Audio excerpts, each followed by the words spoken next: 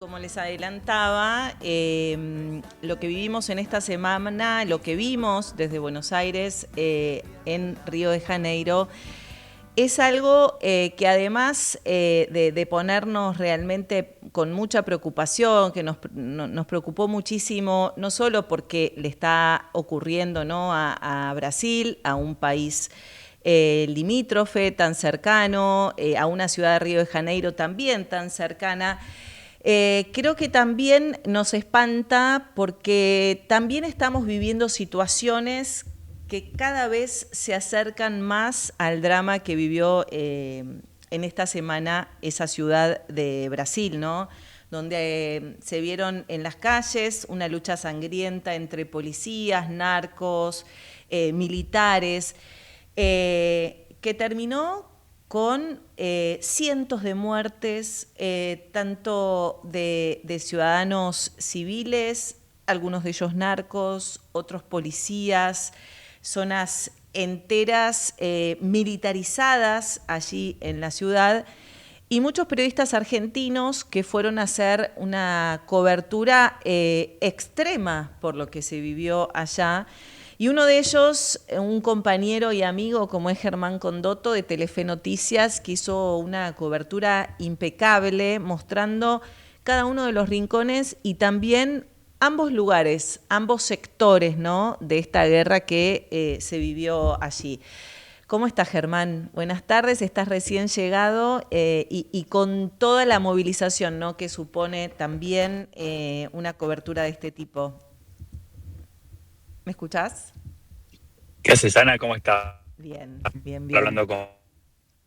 Ahí se... Sí, a vos te pasó también en otras ocasiones en donde vos volvés, tu peso todavía está allá, ¿no? O sea, tarda un tiempo asimilar la realidad, la nueva realidad, digamos, de retomar la rutina, de estar en tu espacio, en este caso de sentirte más seguro, de estar con los tuyos, porque es tan fuerte lo que se vive, por más que sean muy pocos días, en estas coberturas especiales, que como que te modifica todo. Eh, Uno no puede dejar de pensar en lo que vio, en lo que vivió, en lo que sintió, y hay veces que nosotros tenemos un compromiso muy grande cuando vamos a estos lugares, porque tenemos que tratar de trasladarle a la gente que está viendo, que está escuchando, en nuestros medios, para los que trabajamos, todo lo que se ve, pero no solo en imágenes, sino también en sensaciones. Y encontrarte con tanta muerte junta, con una realidad que nunca, en mi caso personal, lo había visto, es muy difícil lograr describirlo con las palabras exactas para que el resto comprenda realmente lo que pasó en ese lugar, ¿no? Germán, En mi caso traté de hacer lo mejor posible, lo hiciste pero impecable. bueno, no es fácil eso. No.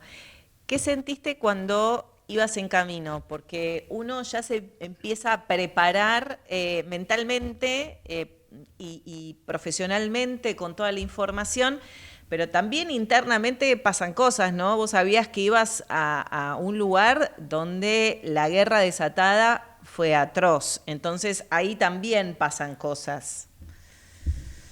Sí, sin dudas. Uno cuando va camino a un lugar en donde tiene que después contar una noticia, eh, en el caso nuestro, que estamos el 80-90% más del año en lo que es capital y Gran Buenos Aires, el gran conurbano, provincia tal vez, cuando vamos es muy probable que ya hayamos estado en ese lugar o muy cerca y ya conocemos la realidad, conocemos el idioma y sabemos que en el caso de peligro, hacia dónde podemos ir.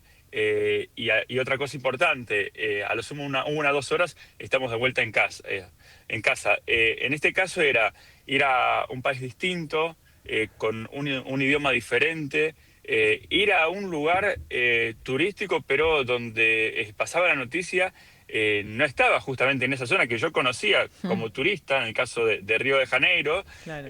pero no puntualmente el sector de las favelas, que el turista no se acerca ahí salvo que sea por error y muchas veces el que lo hace termina o muerto o asaltado, en el mejor de los casos, ¿no? Claro. Entonces era buscando información por un lado, buscar el mapa de dónde podía desplazarme, y bueno, después, por más que uno piense, proyecte, la realidad que encuentra en el momento es la que después va a tener que enfrentar para contar la noticia, ¿Qué porque realidad no te te podés imaginar encontraste? lo que vas a ver.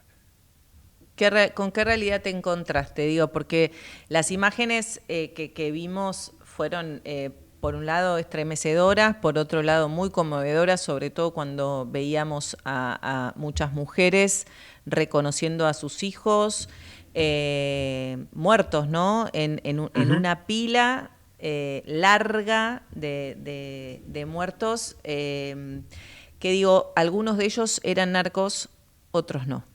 Y ahí está Bueno, el de drama, hecho, ¿no? los datos oficiales confirman lo que vos decís, porque de los 100 cuerpos que fueron identificados, hay más todavía ahí en la morgue que esperan ese trámite. 80 dieron que tenían algún tipo de antecedentes y 40 que tenían antecedentes severos, o sea, que tenían pedido de captura, que estarían más vinculados con lo que sería el negocio narco. Claro. Después también dentro de los muertos hay menores de edad, hay niños. En el caso de uno en particular que había salido con la mamá a comprar, y las balas que venían en todas las direcciones atravesaron las paredes de donde estaban y le dio uno de estos proyectiles en la cabeza al nene y lo terminan matando. Terrible. Y acá claramente no estamos hablando de un narco, o sea, esto habla un poco también de lo complejo que es el lugar, en donde yo llegué y me encontré con esta realidad, ¿no? Es decir, por un lado, el peligro a que nos puedan hacer algo, incluso matarnos, porque lo primero que nosotros, desde el minuto uno, tuvimos un guía que nos daba también seguridad, que conocía muy bien la zona, eso nos daba un poco de tranquilidad, pero al mismo tiempo un baldazo de agua fría cada vez que nos decía, chicos, acá, si estamos más de 10 minutos, puede pasar que venga una moto que nos dispare, Bueno, así que te pasó cuando estabas al nos aire. pasó. Contanos Ujú. cómo fue ese momento. Sí. Bueno, de hecho, en ese mismo lugar donde nos había advertido eso, el guía nos dice que, aclaro, es parte de la fuerza de élite de la policía de Río de Janeiro, por eso conocen mucho todo. Nos dijo, si hay algún movimiento extraño, yo les voy a avisar, pero el tema es que yo les aviso y nos tenemos que ir enseguida. Por más que estén al aire, tiene que cortar la transmisión y nos tenemos que ir porque hay riesgo de vida. Bueno, está bien. Empezamos a transmitir y en un momento, más allá de que estaba él, había a 20 metros un patrullero con dos policías al lado del patrullero con armas largas cargadas, dispuestos a disparar. Y frente a ellos pasa una moto con dos, se entiende, delincuentes armados que nos apuntan a nosotros. O sea, frente a los policías, no tuvieron ningún tipo de reparo, nos apuntaron a nosotros cuando estábamos en vivo y yo me entero de esa situación. En ese momento Claro, porque miro al no lo guía, el guía nos dice, viste. vamos. Yo la vi medio de reojo, Claro. el asistente de cámara que estaba conmigo, Jerónimo, lo veo que se puso pálido porque, o sea, lo vio bien claramente.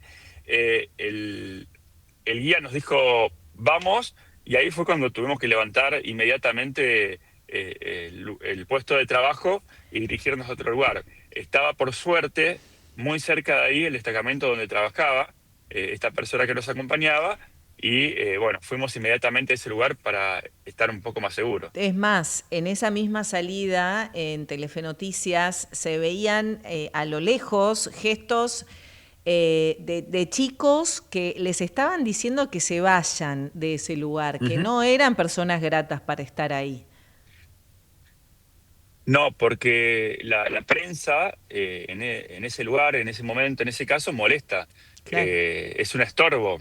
Nosotros estamos reflejando una realidad que ellos no quieren que mostremos, porque los que mandan en esos lugares, en ese caso la favela o el complejo de Alemão. Hablo de complejo porque hay muchas favelas en Río de Janeiro, y dentro de este complejo de favelas hay 10. La más peligrosa de todas es la favela do Peña, que es donde se dio esta imagen de todos los cuerpos uno al lado del otro. Eh, este complejo de Alemão tiene más de 1 millón de personas, para que se entienda, Claro. que viven encimados uno arriba del Hacinados. otro y hacinados, sin dudas. Esa es la palabra exacta, perfecta, que encaja con esta realidad. Y también yendo hacia el morro, en altura, por la geografía misma del lugar. Eh, entonces, ahí, volviendo a lo que decíamos antes, ahí nosotros molestábamos, Claro. porque estábamos mostrando, tal vez, le estábamos mostrando la cara a uno de los soldaditos, sin nosotros saberlo, ¿no? Porque nosotros obviamente ignorábamos quién era quién, pero también en cierta forma nos dábamos cuenta que no éramos bienvenidos en el lugar. Claro. Germán, ¿cuál es el clima que se vive? Digo, Río, como nos contabas, ¿no? Es una ciudad turística que muchos la hemos visitado por sus playas, por sus distintos lugares tan llamativos, tan lindos. Pero hoy es una ciudad prácticamente militarizada donde en cada uno de los rincones, sobre todo los más importantes donde visita el turismo, están los policías, están los militares resguardando esos lugares. Sí, hay que aclarar algo para también no espantar a los turistas, porque hay mucha gente que me imagino Claro. que ya tiene el pasaje, el paquete comprado, y también la realidad es que donde pasó todo esto es a 20 kilómetros aproximadamente. Digo aproximadamente porque la magnitud de este complejo de favela es tal que depende del sector donde tomes, es una distancia diferente, por ejemplo, a las playas de Copacabana. Pero más o menos sería esa distancia. No quiere decir que la gente de Copacabana esté segura, pero sí está un poco más tranquila porque, por lo que decías vos, hay más presencia policial que lo habitual. Claro. Principalmente en lo que son los paradores, la zona ahí que está sobre la Avenida Atlántica, que es la más conocida, en el caso de Copacabana, en Ipanema lo mismo. Entonces eso trae un poquito más de tranquilidad. Pero yo tuve la posibilidad de hablar con argentinos que estaban de vacaciones ahí. Ayer hice eso. Hablé con un grupo de cordobeses, por ejemplo, que me contaban que ellos estaban en Copacabana ya cuando pasó todo esto, y que se empezaron a enterar de lo que sucedía. Es muy cerca de donde estaban ellos, a 15, 20 minutos, por sus familiares de Córdoba, que le mandaban capturas de pantalla, mensajes diciendo, Sí, tengan cuidado. y la preocupación, me imagino, de las familias, ¿no? Bueno, la familia estaba desesperada, y ellos ni se habían enterado, porque uno cuando está de vacaciones, viste que por ahí no chequea el teléfono, Te o si ve algo en desconectás, el celular es para claro. distraerse. O lo dejan en el hotel y se va a la playa. Bueno, en este caso, la preocupación de los que estaban en Río empezó cuando recibieron las noticias por parte de los familiares que estaban en Argentina.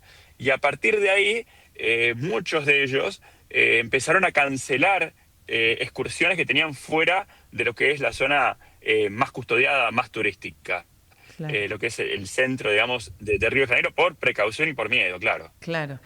Germán, ¿qué es el Comando Vermelo, o Vermelio, como se escuchó durante todos estos días? Este grupo que, bueno, contra quienes arremetió la policía supuestamente.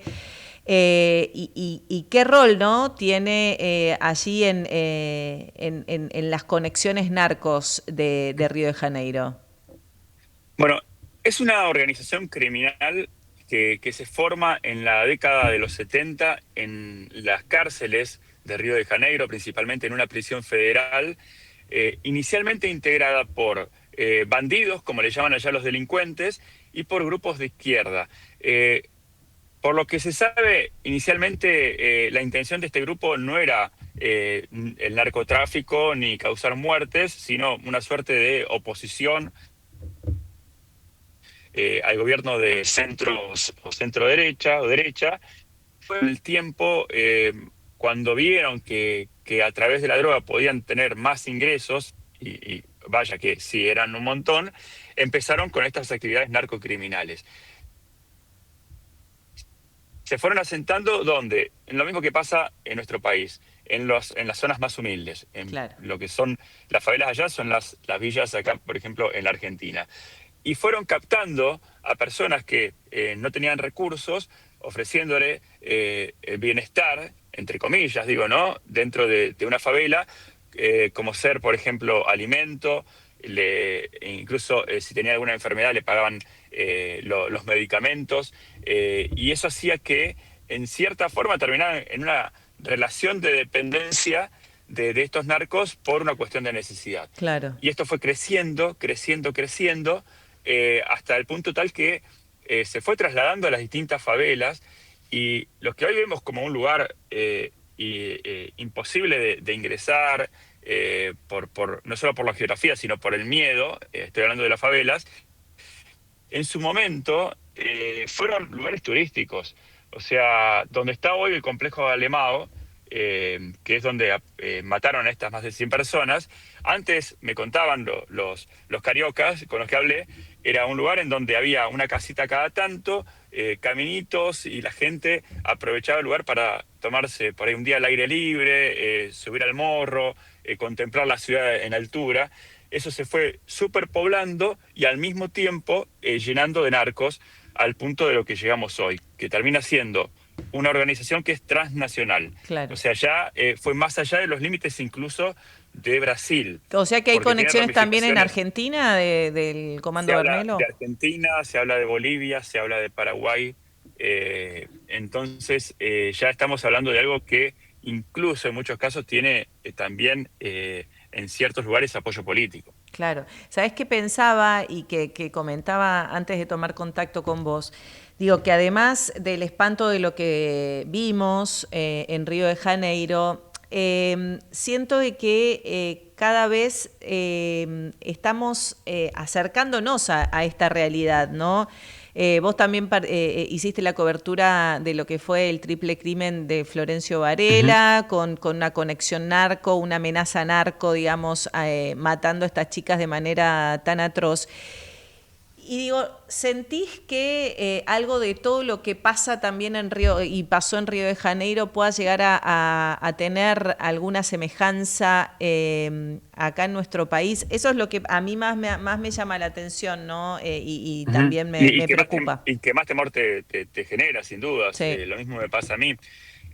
Yo creo que estamos en un río de décadas atrás, en donde, si seguimos por este camino, tal vez podríamos llegar a terminar como están ellos ahora. Claro. Lamentablemente, porque ya acá se están viendo cosas que hasta hace años, no estamos hablando de décadas, no se veían. Eh, lo que pasa en Río, o lo que pasa en Brasil, a diferencia de la Argentina, es que tienen en ellos una población a nivel de números muy superior, y por eso también después impacta escuchar también la cantidad de casos que hay en cuanto, por ejemplo, a muertos. Pero, por ejemplo, en lo que son las favelas de Río, que también hay favelas en otras ciudades importantes de Brasil, ahora nos asustamos, nos impresionamos con este número de más de 100 muertos en un día, pero habitualmente muere a razón de 2 personas por día, la mayoría por enfrentamientos dentro de una misma banda, o de distintas bandas, porque el Comando Vermelho no es el único comando que está. Entonces, si trasladamos eso a nivel anual, o a valores anuales, estaríamos hablando de, solo en Río de Janeiro, unos 700 muertos vinculados con el crimen narco. Terrible. Ojalá, es tremendo, es tremendo. Ojalá que nunca lleguemos a esas cifras. Ojalá Sí. que se apliquen políticas no solo de prevención, sino de acción.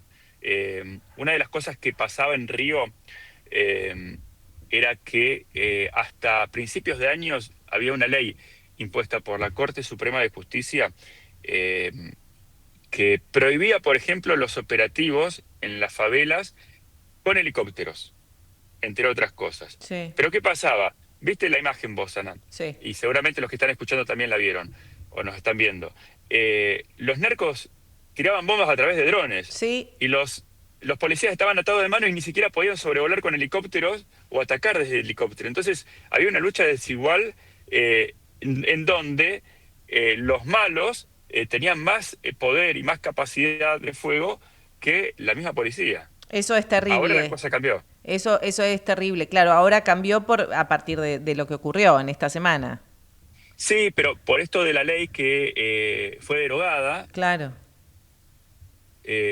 a principio de año y desde ese momento la policía de Río de Janeiro empezó a armar todo un plan para ingresar a las favelas. En Río de Janeiro hay dos tipos de policías distintas que son del estado de Río de Janeiro. Que una tenés la policía civil y después tenés la policía militar. La policía civil, en un principio, fue creada para hacer tareas administrativas. Era policía de oficina, digamos, Mm, ¿no? Y la policía militar era la que hacía el trabajo de campo. Pero como se vieron sobrepasados por la cantidad de delitos que había, la militar no dio abasto, entonces la civil empezó a salir a las calles. Y hoy es una fuerza que trabaja a la par una de otra. claro. Eh, por ejemplo, las dos tienen fuerzas especiales. La más conocida es la de la fuerza de la policía militar, que es el BOPE, Sí, que es una fuerza de choque, la de choque. pero la civil también tiene su grupo. Germán, en cuanto a la política también tiene responsabilidad o entró, digamos, en esta guerra narco, porque se habló mucho de las diferencias, ¿no? De Castro, quien gobierna el estado de Río de Janeiro, con respecto a las políticas de Lula Ignacio,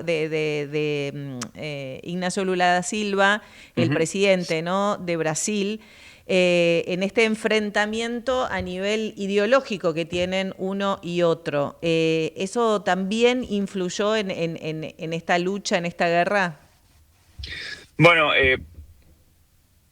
todo se trasladó a la política. Todo se Claro. trasladó a la política por esta razón, ¿no? El gobernador Castro, que es el gobernador del estado de Río de Janeiro, para hacer una comparación, Río de Janeiro tiene un prefecto, que vendría a ser acá como el intendente de una ciudad, y después tiene el gobernador, como es el gobernador, por ejemplo, hablaríamos en comparación, si hablamos de Buenos Aires, el intendente de Buenos Aires y el gobernador de la provincia de Buenos Aires. Eh, el que está en la mira de todas las polémicas es el gobernador del estado de Río de Janeiro, eh, que es aliado de Bolsonaro, Claro, es que sabemos bolsonarista. que, bueno, que es ultraderechista. Entonces, bueno, siempre cuando pasa algo que tienen la posibilidad de pegarle, para decirlo de alguna manera, desde el Estado Nacional, que es de izquierda, comandado por Lula da Silva, eso termina pasando. Y ahora sucedió eso. De hecho, el lunes, el gobernador de Río de Janeiro fue citado por la Corte Suprema de Justicia para dar explicaciones de por qué actuó de esa manera y por qué murió tanta gente como ellos consideran inocentes. La responsabilidad y la orden fue del gobernador de Río de Janeiro de desatar esta matanza. Sí, por línea directa sí, porque la policía depende de una subsecretaría, cada una, o sea, una subsecretaría de gobierno, y se entiende que estos subsecretarios le consultan a sus superiores y sus superiores al gobernador. Entonces, por eso esta polémica. Claro. Germán, ¿cómo crees que van a seguir los próximos días allá en Río de Janeiro? Si bien ahora estaba el clima todo mucho más tranquilo, mucho más contenido, pero siguen, ¿no? Las fricciones y este tipo de situaciones latentes, ¿no? Sí, mira, para que tengas una idea, ayer empezó a circular dentro de lo que es la policía militar un cable interno, o sea, una información que venía de los servicios secretos de la policía, en donde establecían o averiguar que la organización criminal, el Comando Vermelo, se estaba reuniendo dentro del complejo con la intención de darle órdenes a sus súbditos para que salieran a las calles a hacer disturbios por un lado y incluso a matar. Entonces, eso hizo que se desplegara un gran operativo mayor al que venía estando en los principales ingresos de estas favelas, y eso continúa todavía ahora y entiendo que va a seguir un tiempo más, porque alguna represalia saben que puede llegar a venir a Eso te ver iba a decir, hay miedo a las pronto, sí. represalias, ¿no?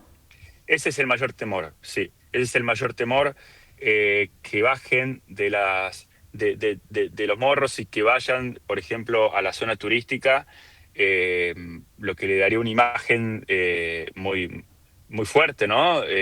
A Río de Janeiro en cuanto a lo que es lo más importante que tiene Río, que es el turismo, ¿no? Claro, claro. Eh, pero bueno, todo eso también depende de qué acción se haga y cuánto pueden sostener esto. Por ahora, todo está en manos de la policía estatal de Río de Janeiro, y no llegaron las fuerzas federales a darles una mano, por más que el gobernador haya pedido eso. Claro, porque se había hablado de una posible presencia militar en Río de Janeiro, de fuerzas nacionales asistiendo y conteniendo, digamos, esta Ujú. situación, pero no fue posible, no se hizo No, necesario, digamos.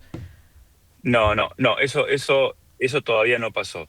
Veremos qué pasa en las próximas horas. Mientras tanto, tenés en estos lugares, que reitero son los más humildes de la ciudad, gente que no tiene nada que ver con esta organización narcocriminal, pero que tampoco tiene los recursos suficientes como para irse del barrio.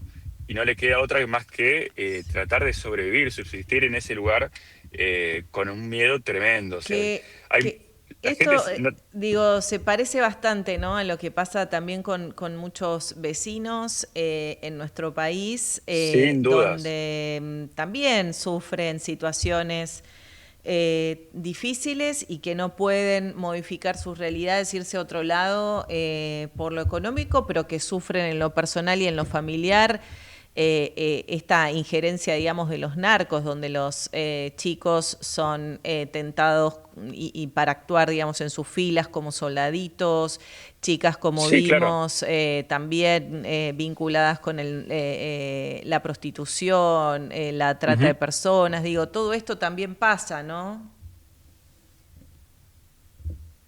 De hecho, a mí me pasaba ya que por momentos, a no ser porque escuchaba hablar en portugués, me sentía como tal vez una zona humilde acá del conurbano. Claro.